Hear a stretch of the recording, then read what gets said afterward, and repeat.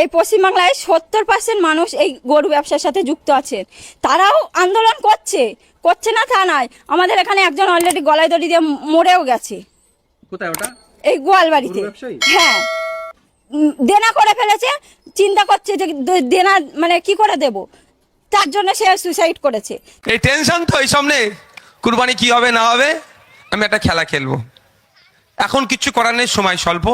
Court একটা order, আমার গাড়িতে অর্ডার কপিও আছে।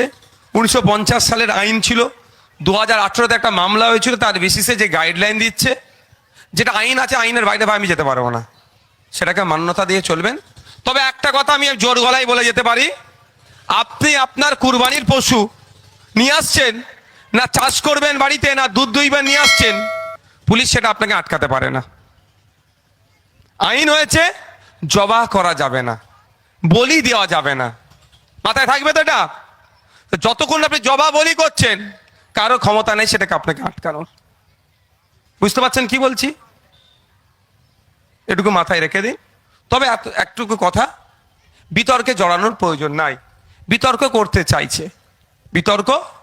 করতে চাইছে। এখন প্রশ্ন করা দরকার শুভেন্দু বাবুকে, মুখ্যমন্ত্রীকে, যে বলুন তৃণমূলের আমলে যে পঞ্চায়েতের মেম্বার থেকে, প্রধান থেকে, সমিতি থেকে, জেলা পরিষদের যারা আছে, ওদের বিরুদ্ধে কবে কমিশন বসাবেন, চোরগুলোকে কবে জেলের মধ্যে ঢুকাবেন। তার পরিবর্তে কি করাচ্ছে সেটা না প্রশ্ন ওঠে। কারণ ওনার পুরাতন একটা ভাব আছে, জানেন তো, পুরাতন প্রেম বলে মাঝে মধ্যে চেগে ওঠে। পুরাতন প্রেম নয়, 2020 সাল পর্যন্ত প্রেম করেছে, মানে একসাথে ছিল, এখন ডিটাচ হয়েছে, তো পুরাতন প্রেমকে ভুলতে পারছে না। ওই জন্য তো দুর্নীতিগ্রস্ত গুলোকে জেলে ঢুকানোর দরকার, তার পরিবর্তে এখন এই নিয়ে আপনাকে মজিয়ে রাখতে চাইছে।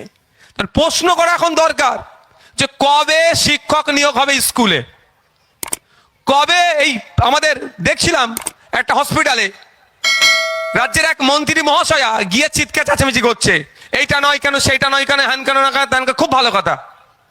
কিন্তু সুইপার যারা, এই পরিষ্কার যারা করবে, প্রায় 40% শূন্য পদ আছে।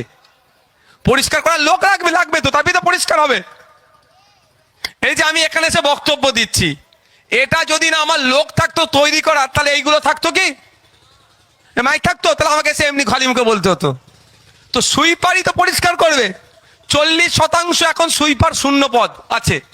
তাহলে ওনার উচিত ছিল হসপিটালে গিয়ে ওই ডায়লগ বিনিময়ের সাথে সাথে ঘোষণা করে দেওয়া যে আগামী 3 মাসের মধ্যে যত শূন্য পদে সব পূরণ হয়ে যাবে।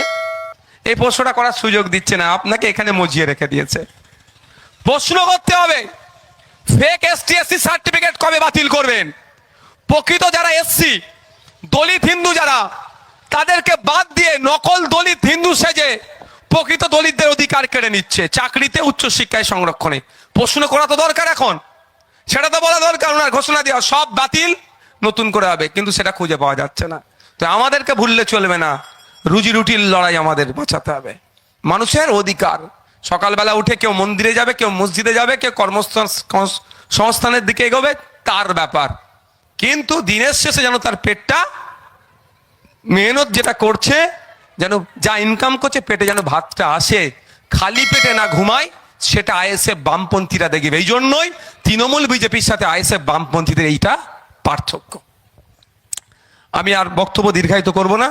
আপনারা আগে মায়েদেরকে ডেকে নি, কি গো, মায়েদের যদি কারো কিছু বলার থাকে, অভিযোগ থাকে, সামনে 4টে চেয়ার বিছিয়ে দাও, দেবে না বাচ্চে, পাউরে একটু পিছিয়ে যাও। কেউ আমার কাছে কেউ ভিড় করবেন না, প্রচন্ড গরম হচ্ছে। কারো যদি কিছু বলার থাকে মায়েরা সামনে আসবেন, আপনারা এখন এখানেই রাখো, এসে আপনারা বলবেন। ওইদিকে চেয়ার দাও, সামনে 4টে চেয়ার দাও। তারপরে বাবুরা, ভাইরা, দাদারা, কারো কিছু কি একটু শুনেন, এক মিনিট দাঁড়ান। আপনারা আমাকে সাজেশনও দিতে পারেন, আপনার একটা রাস্তা খারাপ, এই হয়েছে, সেই হয়েছে, খালে সংস্কার করতে হবে, যা মনে আছে আপনারা বলতে পারেন। তৎক্ষণিক, মা বসো মা, তৎক্ষণিক আমার যদি ক্ষমতা থাকে সমাধান করবো, নাহলে দপ্তরে মন্ত্রীকে বলবো এই রাস্তাটা ঠিক করতে হবে, এই খালটা সংস্কার করতে হবে, এই ব্রিজটা দুর্বল হয়ে গেছে। মানে আপনাদের যা সমস্যা আছে বিধায়ককে বলবেন, বিধায়ক যে মন্ত্রীকে জানাবে, বিধানসভায় জানাবে। মন্ত্রী বা বিধানসভার কাজ কি হবে নোট ডাউন করে ওটাকে